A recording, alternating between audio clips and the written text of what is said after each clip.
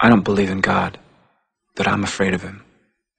Perfect world is a dream that primitive cerebral. He's a tyrant! He's a sadist! You're all going to die down here.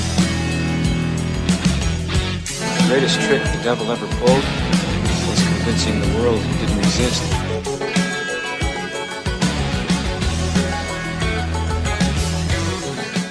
This is the AM Byte interview, and with us, we definitely have the pleasure of being joined by two of my friends and collaborators, Sean Frasick and Fritz Blandon from Mythicist Milwaukee. How you guys doing? Excellent, Miguel. Thanks for having us. We're doing great. Thank you so much for this opportunity. Oh, it's long overdue since we've been sort of going in parallel journeys recently. And of course, we've met many times in the Heilig, the Flesh. And so it's going to be great. And this is definitely a special show. I'm not having an introduction. We're just getting right to it and see what we can come up with. So why don't we start with you, Sean? Tell us a little bit about your journey into mythicism and the founding of Mythicist Milwaukee. Sure. Actually, my journey is very similar to Fritz's journey as far as the origins go and how we started.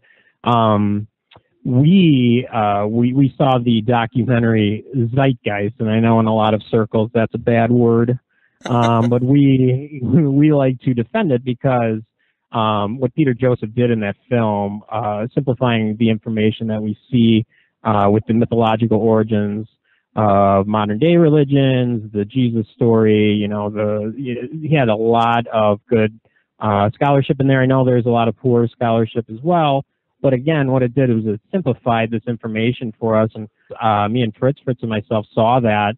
We were just blown away. So we decided to kind of take it to the next step and, start doing our own research. Now, we don't consider ourselves scholarly professionals in this realm, but we definitely find it very fascinating, and we started digging into it. As we started going further and further down the rabbit hole, we started to see a lot of the information that Zeitgeist offered was legitimate, and we wanted to do our part and to help get some of this information out there. Yeah, for myself, I had always been scientifically inclined, even as a child, and when I would hear biblical stories, I'd gone to Sunday school when I was a child, and I remember one day being told that, Jesus had walked on water. And even at 5 years of age, I remember specifically being perplexed and asking, how do we know? Who saw this? And just going through some of the basic scientific method type questions as a 5-year-old. Growing up scientific minded, I always viewed myself as a logical thinker, as a rational thinker, and, use of common sense. But I couldn't make a lot of sense from, these religious stories. I just assumed, they don't make a lot of sense to me, but people seem to believe it, and it is what it is. And that's what you're told as a young child. Right. It's hard to question that. Right. And, again, when I'd seen the Zeitgeist, it just did such a nice job of simplifying and packaging the information through parallels and connections through nature to where these stories come from, like the three kings following the bright star in the night sky to find Jesus' birth, among many other similarities and parallels. And as I dying and rising gods, and as I see more authors take mythicist position, it just seems to me that this is exactly what I needed. This is what makes sense. This is the logical thinking. This is the scientifically minded individual deconstructing archaeological finds and texts and looking for origins and similarities. And this is now the path that Sean and I go through. So what we want to do basically is just bring in the scholars at this point. We brought you in, Miguel, to our first public event to share, your knowledge, your vast knowledge on Gnosticism.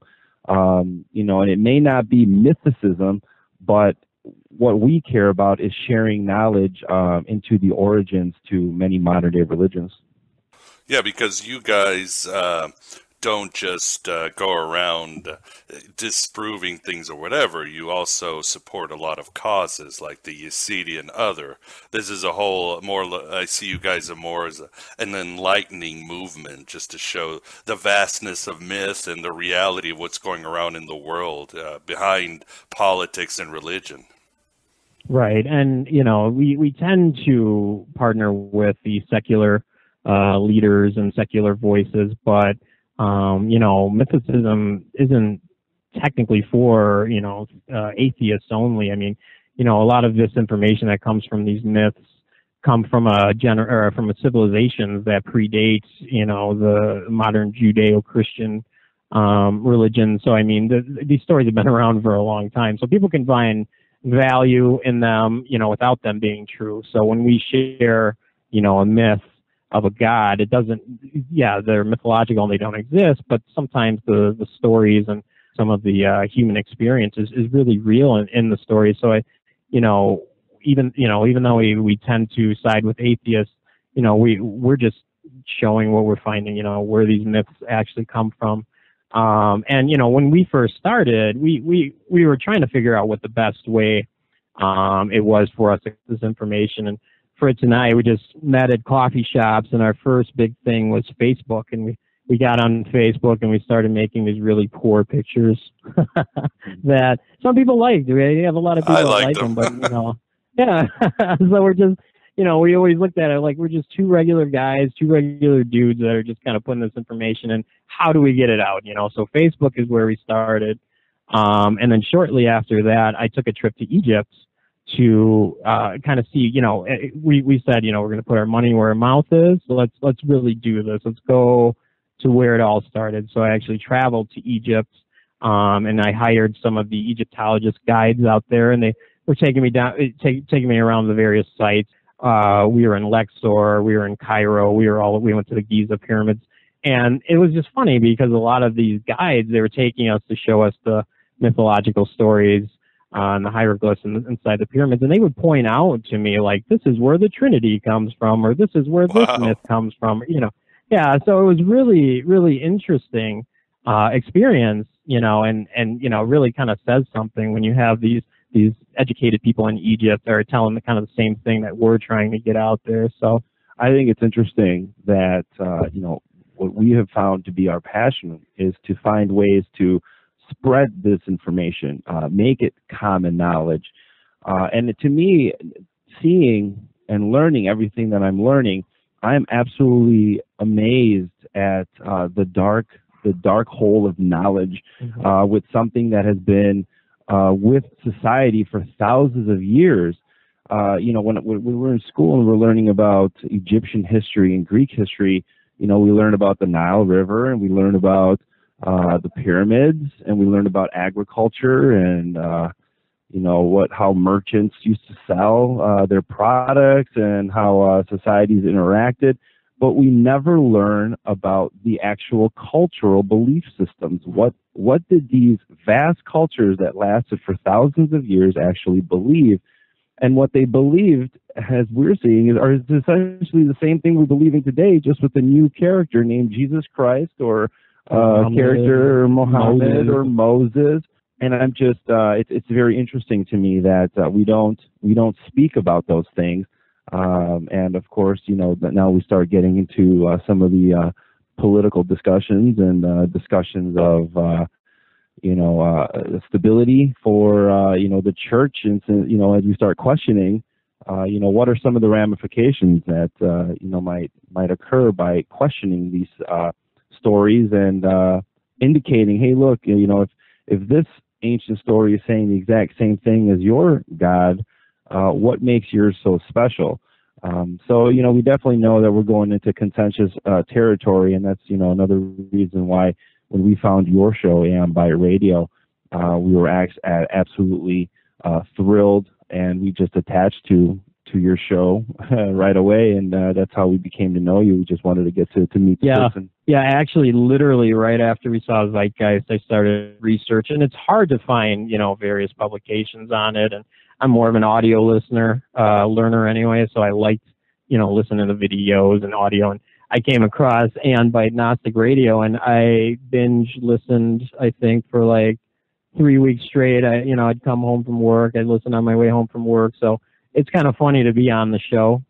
This is really, really awesome. It's an incredible honor. I would work out to your shows. Yes. If I had an hour-long workout, I knew what I was listening to. Right, because Miguel, really, when you talk about the scholarship and the scholars that are out there, Aeon Byte Gnostic Radio is like hit every single person, every single topic. I mean, your platform is amazing. And essentially the vast number of guests that we've had on our show, we know that they exist because they were on your show. Right. So we're definitely utilizing what you had started to help just move the cause forward and get their message across. Do what we can, yeah.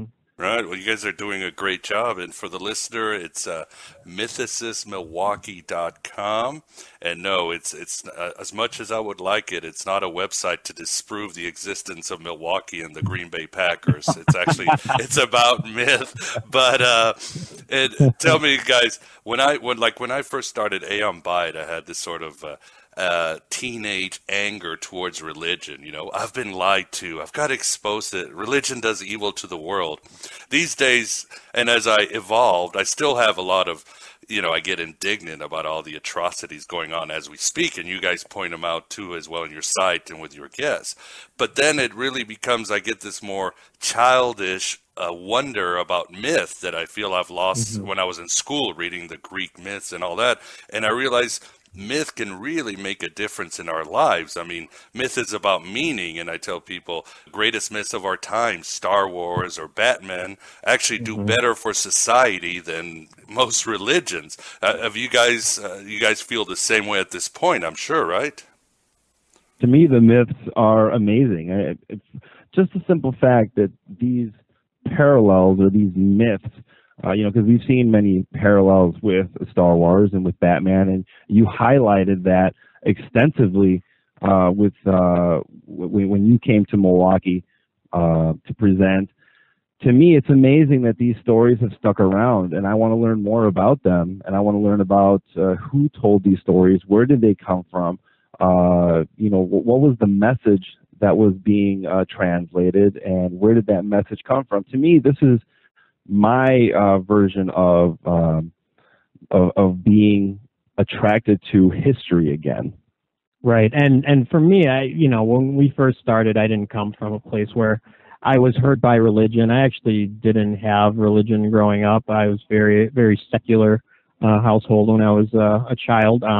They didn't say either. My parents didn't say be an atheist or be anything. They just said, we just didn't talk about it. But when I got onto this information, what you said about being impressed by the myths, that was it for me. I mean, not only can we say where these myths actually come from, but they're interesting to read. I mean, these are stories that entertained, humanity for millennia. This is just exciting to kind of dig in and see with the actual, and not having somebody lie to you and say, that doesn't exist. That, now we can actually dig down and see, these stories did have a meaning. They taught sciences in some cases. They taught the human experience. They, unfortunately, they were used in wars and things like that. But they really have been with us for so long. So it's very, very entertaining for me, and that's what I really enjoy about what we do. Yeah, I'd like to read you guys something, if you don't mind. This is from David Feiler's book, Restoring the Soul of the World, and he breaks down the 4 primary functions of myth from Joseph Campbell, somebody all 3 of us, of course, are very familiar with. And it goes like this. The myth has 4 primary functions. 1, the mystical dimension opens up to the awesome numinous energies of existence in which human life is situated. 2, the cosmological dimension paints a picture of the universe that is congruent with society's current understanding of the world structure. 3, the sociological dimension validates, supports, and imprints the norms of the social order in which an individual needs to live. And 4, the educational dimension shows us how to live a useful life under any circumstances. Would you guys agree with this? I agree 100%. I would definitely agree with it. Unfortunately, it seems that one of the fifth functions of myth is also to take over societies and control societies. Is That's that true. within one of the four? Yeah, I mean, we certainly agree, and that's the whole point of education, is that by showing the myth, we can show, as you guys and we're doing, not to have history repeat itself. Absolutely. Right, and that's, yeah, to Fritz's point, one of the things that, with the modern day religions, is unfortunately they can't coexist with one another. Facts that they have to be the best one, or their God's going to come and save only them. I mean, it's very unfortunate. When you start to understand where these myths come from and how they did start, it was very inclusive. It was inclusive. It was inclusive of women. It was inclusive of everyone. I mean, you have some made certain things, but all in all, these mythologies they weren't used against humanity. And unfortunately, when I was in Egypt and I got to kind of witness that culture firsthand, it's very male dominated, and unfortunately it comes from the religion. I mean, I had people come up to me and tell me, my God is going to lose the battle. They're assuming that I was Christian. My God's going to lose the battle, and just things like this. I mean, if people actually dug into their text and they see how interwoven these stories are and where they actually come from, they would actually realize that they have more in common than they don't. Okay, a question for each one of you. We can start with Sean. Is there any myth? What is your favorite myth, you might say? What is the myth out there that really resounds with you? And you can include the modern ones, Abrahamic, any of those. Favorite myth.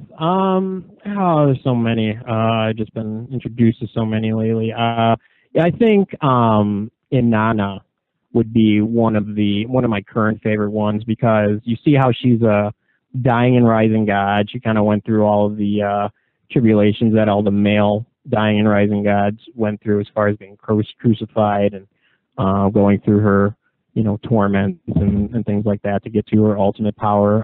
So she definitely is great, because you really don't get to see a lot of the feminine goddess, that or Asherah, which I've been kind of working on, as far as whether or not she was married to Yahweh, in the El, kind of Judaism. That's a really cool story. But I'm gonna stick with Inanna. How about you, Fritz? Yeah, I actually plugged in my favorite myth already, because I love talking about it so much. It's that connection with Orion's belt, with the 3 stars in Orion's belt, being called the 3 kings in ancient times. And as we approach the winter solstice, as the sun, reaches its lowest point in the northern hemisphere, or as seen from the northern hemisphere, it seems to not move. So the ancients viewed this as the sun dying for 3 days before it resurrected, and then came longer days and birth. So for me, the 3 kings or the 3 wise men tale is my favorite myth, due to it to astrology. So it kind of connects a number of things that I had been told as a child through religion, and then my interest in science and space, and just seeing the alignment firsthand as well. Because I want to test it out, I want to see it for myself. So again, as we approach the Christmas date of December 25th, we see the alignment of 3 stars in Orion's belt, which are called today what they were called in ancient times, the 3 kings. They point and align towards Sirius, the brightest star in the night sky.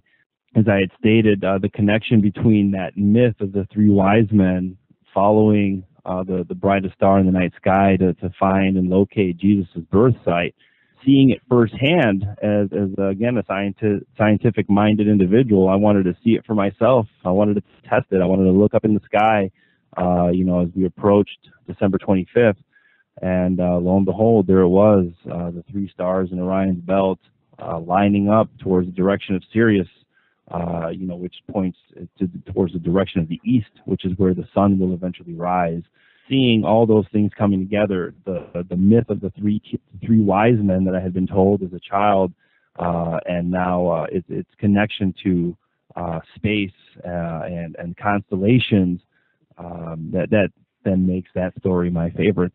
Right. I think, we really enjoy the parallels, and I know some of the scholars kind of scoff at the parallels that exist, but we really find them entertaining, and we like to kind of see where these religions started. When I started digging into Zoroastrianism, I mean, that's such a wealth of knowledge that exists in that religion, as far as it being the first real religion that, had one God, and, all the various tales that they had, the Savior, of Ahura Mazda, and, even the devil figure, Angru Manu, you start to, for that, it's like, this devil existed this long ago, and they're just talking about a fiery hell and all of the things that, thousands of years later were kind of injected into Judaism and, subsequently, Christianity as well. I mean, for us, it's just like, we know the stories we know, so kind of seeing where the stuff comes from is very,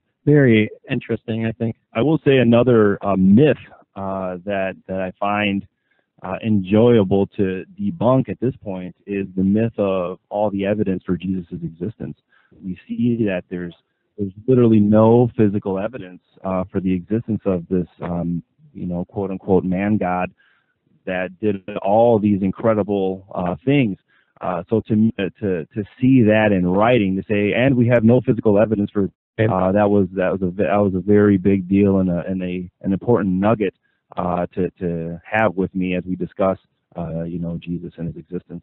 That must not be easy, because the resistance to, let's say, the mythicist case for Christ, it just doesn't come from orthodoxy. It comes from all circles, like, David Fitzgerald or Robert Price.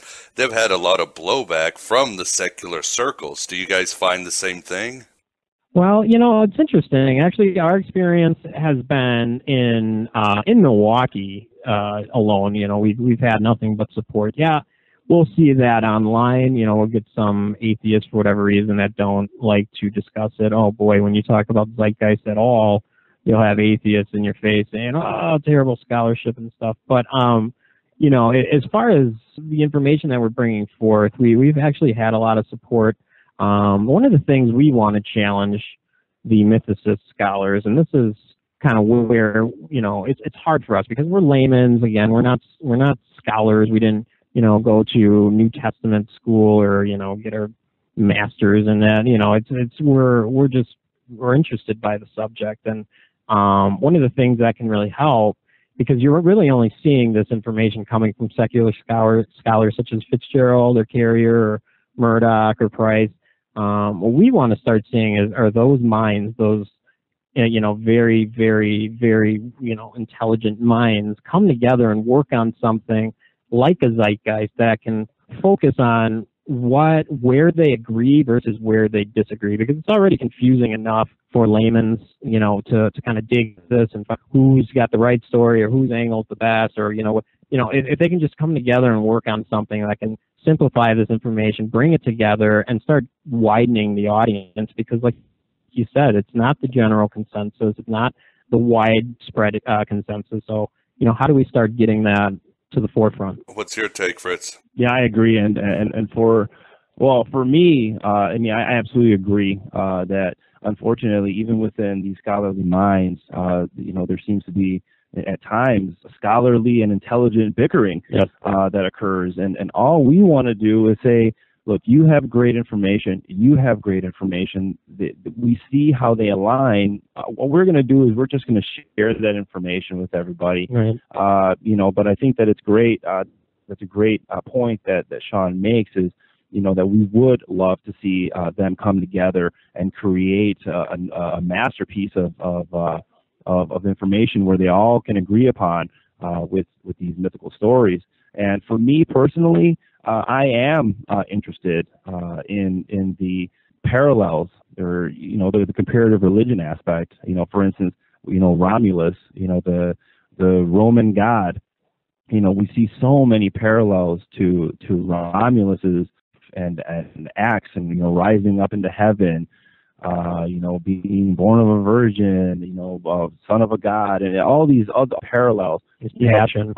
His passion, and all these things predating the assumed life of Jesus, or before he was constructed. I see no reason why that isn't an important angle. And as Sean makes, there are some scholars that really don't focus too much on the parallels. For me, the parallels are what do it. Right. If I'm seeing somebody dying and resurrecting and turning water into wine like Dionysus, although he does it as a baby, I want to know that, and I want to share that information, because we start then having a discussion as to was this an influence? And the chances are it's a very high chance that it was influenced by that previous story. Right, and I think there are many angles you can come at from mythicism or comparative religion, and I think all the scholars do a good job in their own realm. But yeah, again, if they can just start meeting somewhere in the middle and saying, okay, this is what we agree on, let's move forward. This is what we agree on, okay, let's focus on this. I mean, should be very helpful for us, and I think it will do a really good job for the movement. I was just going to point out something that I asked you when we first met you, about from the show, that how is it that you balance all these scholars, with some of them questioning the research of others, or others with other angles. And I thought that your take has been very helpful with us as we move forward working with these intellectual individuals.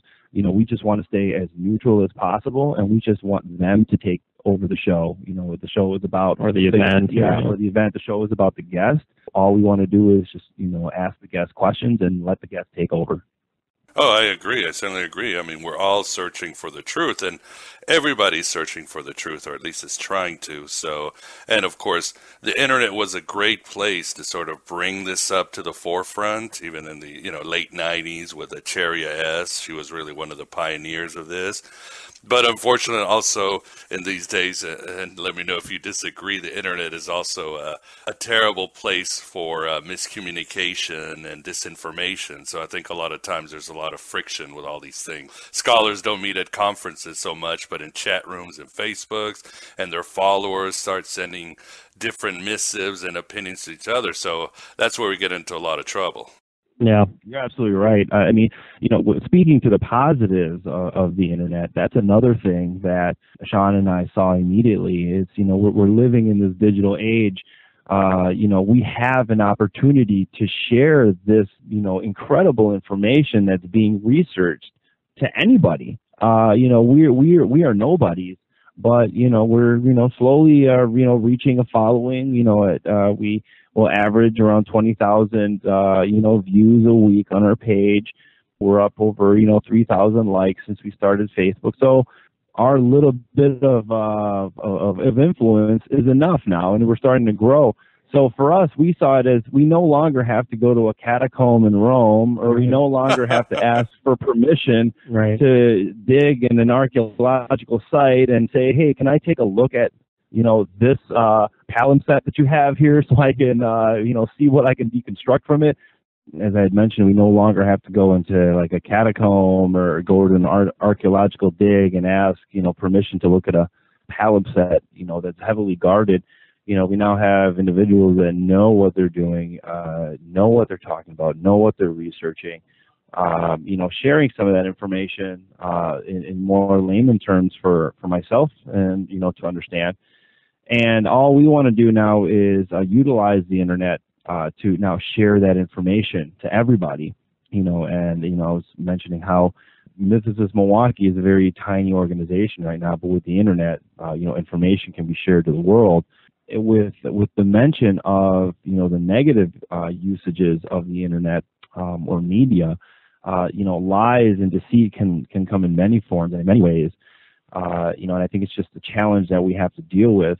As we, share truth, or as we look at the internet or information in the internet, we just have to use our best abilities to say, where is the information coming from? Is this a reliable source? I know that not everybody will do that, which is why lies get, promulgated and continued. Or just bad information. Or just, exactly, bad information. Not necessarily lies, but... And what I wanted to mention is that, you know, somebody can go on television today, state something that they know is not true, with the simple fact that the next day or tomorrow, they will recant what was stated or reinterpret what was meant by their statement.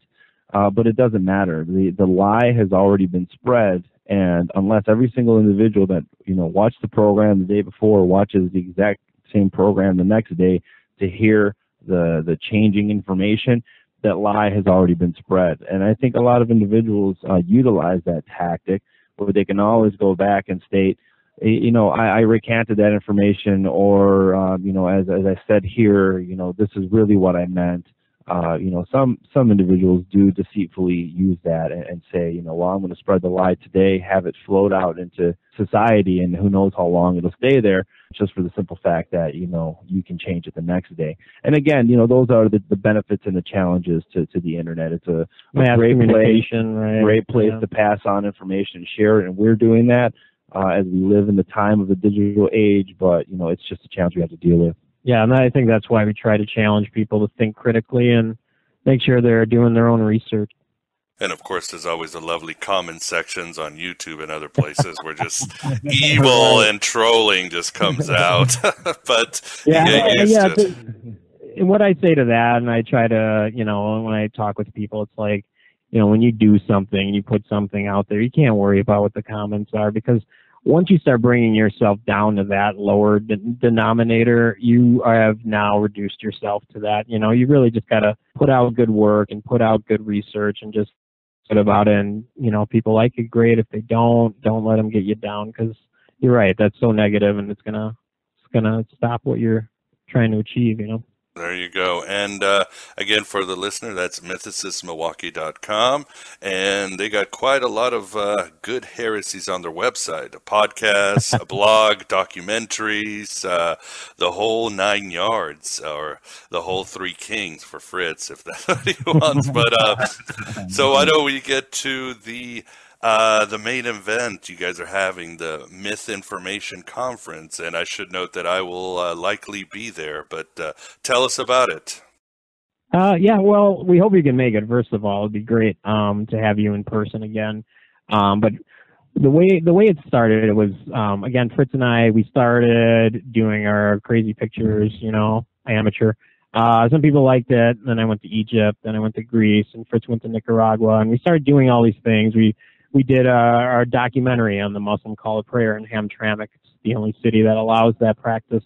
So we started doing all these different things, and then we started collaborating, like, again, with the secular community in Milwaukee. And one of the things that's never actually happened in Milwaukee is a secular conference or anything like that. You know, we have FFRF exists in Madison, and they're the largest group in Wisconsin, and they only do events in Madison, and you'll have various humanist groups in Madison doing things like that. I mean, there aren't even any Gnostic groups in Milwaukee. There aren't any type of religious, you know, groups that are secular religious or, you know, fringe religious, even if you want to look at it like that are putting on events. So this is really the first event of its kind ever in the history of Milwaukee that we're putting on. But what we wanted to do was, obviously we're fans of the Mythicist information, so we wanted to bring a Mythicist scholar in, and then we also wanted to bring in 1 or 2 secular scholars to Milwaukee. So we just kind of have been working through all of the details and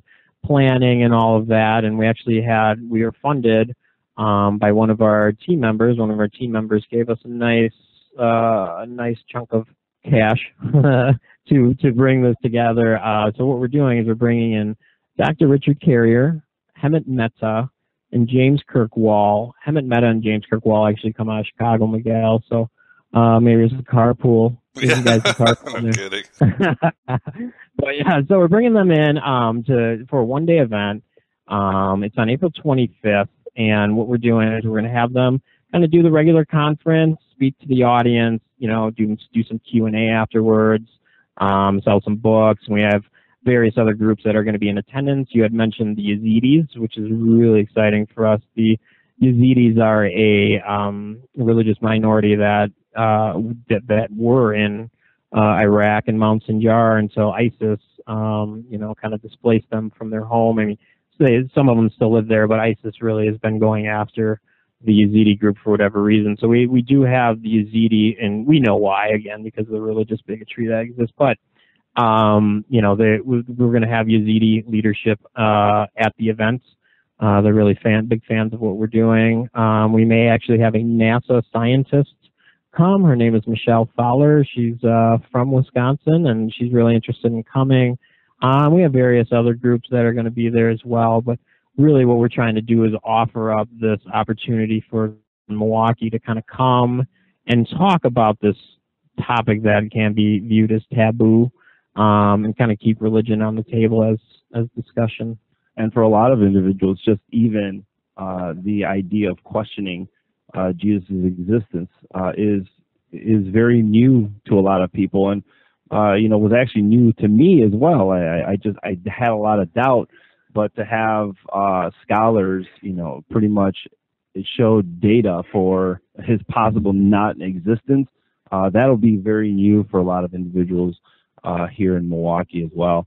And we also want to make sure that the audience understands that we want to make sure that we have more conferences in the future, right. And we plan on bringing Mandisa Thomas, who is the founder and president of Black Non-Believers Incorporated, and she's also working with, or she also helped establish the African Americans for Humanism. Mm-hmm. So we want to make sure that we also have a wide variety of ethnic, groups and different races, diverse, just as much of a diverse group as possible. So it's not just the same group of men that are coming. We want to make sure that everyone is heard from, and everyone has an opportunity to share information, and we want to be a part of that. Yeah. So our goal is to continue these types of events, and just kind of keep challenging people to A, come out and support what we're doing, and B, just keep asking the right questions. We're trying to give them enough info and ammunition to kind of dig deeper than they could have in the past based on what they knew. And for the listener, this will be April 25th from 10:30 to 3:30 p.m. And how has been this? How's been the whole planning thing? Stressful, exciting? How is it? It's a little bit of both. One of the things I like to bring up. Oh, by the way, before I forget, there is an after party event that's on our website as well. You can hang out with Hemet Mehta, Dr. Richard Carrier, and James Kirkwall, and hopefully Miguel as well. He's there, and just kind of talk and ask some questions that maybe we didn't get in the conference. But for us, it's hard because we don't have another group or another entity to benchmark from as far as these events. So we're essentially making this up as we go. We've attended national conferences in other states and things like that, but it's kind of hard to translate. We don't know what to expect, but hopefully, it goes well, and hopefully we, again, get a bunch of people there that like to talk about religion and challenge religion or, things like that at the conference and offer up this unique opportunity. Yeah, we definitely have individuals within the group that are extremely knowledgeable in marketing. So we're not too concerned with the marketing aspect, but the test really is, the way we see it is, what is the Milwaukee community going to be like? Are they going to turn out for this event? Who will show up to this event? When we've been going to, I recently went to another conference in Madison. Mm-hmm. Freethought Festival. It was the Freethought Festival in Madison.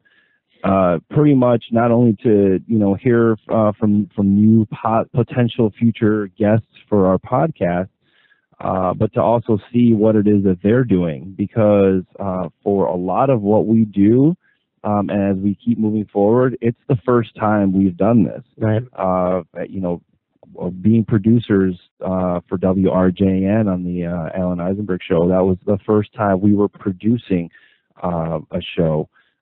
For us running this conference, this is the first time that we are doing a conference. When we did our documentary in Hamtramck, Michigan on the Muslim call to prayer, that was the first time that we were doing pretty much filming. Yeah, we're making it up as we go. So we're learning. We're willing to make mistakes, but we have to take a chance and learn from those mistakes as we keep moving forward, because we want to keep making sure that we continue as an organization. As Sean likes to say, a lot of times these organizations will, come and go. And as I see sometimes, even on Twitter, as I'm tweeting certain groups, they no longer exist anymore. So, we want to make sure that we're sustainable and that we're improving, and that, we're giving people, also what they want. You guys are definitely doing an excellent job, and you've become a very good resource. Definitely, I'm inspired. You say you inspire me. I'm definitely been inspired by all your work, and also to your humility. I must say that you guys are just like me. We're really just some Western dudes who just want to learn a little bit more. We're not interested in the posing and all that, and Right. It's always good to hang out with this kind of blue collar mentality. Yeah, and we're definitely not in it. I appreciate those are very kind words, Miguel, coming from you. But yeah, we're not in it for the fame. We're not trying to get our faces out there. I mean, in a lot of cases, Fritz will use a different name, unfortunately, because of some of the stuff we talk about. But I mean, it's all for us. It's about getting the community involved, getting this information out there, because, I always go back to, there was always a time in the history and the timeline where one myth was viewed as history and is now viewed as mythology. And we're trying to get to that point where, if we can view religions as what they are, as mythology, the world would be a better place. And one day Star Wars will be history, and there'll be another Mythicist Milwaukee 1,000 years from now. Wait a second, I'm fighting this. Iron Man, right, was the Diamond Rising guy. Right?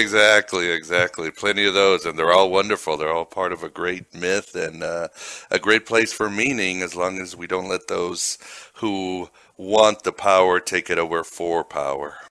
That's correct. I'm certain if enough information gets hidden or lost, somebody will find Batman in the future and say, who was this character who saved the day? And, I'm going to uncover the lost city of Gotham City.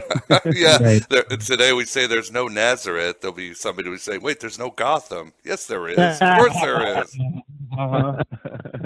Of course there is. Look, it's written here in this text. Right. Don't question the holy text. Do not question it. So, but I guess we're just part of a big cycle. All right, guys. I think that's all the time we have today. Again, the conference, the Misinformation Conference, will be April 25th in Milwaukee. I will be attending. Obviously, Fritz and Sean will be there. I look forward to seeing Dr. Carey and your other guests. And thanks a lot for coming on the show, guys. Thank you so much for having us, Miguel. Thank you. It's Truly always an an honor.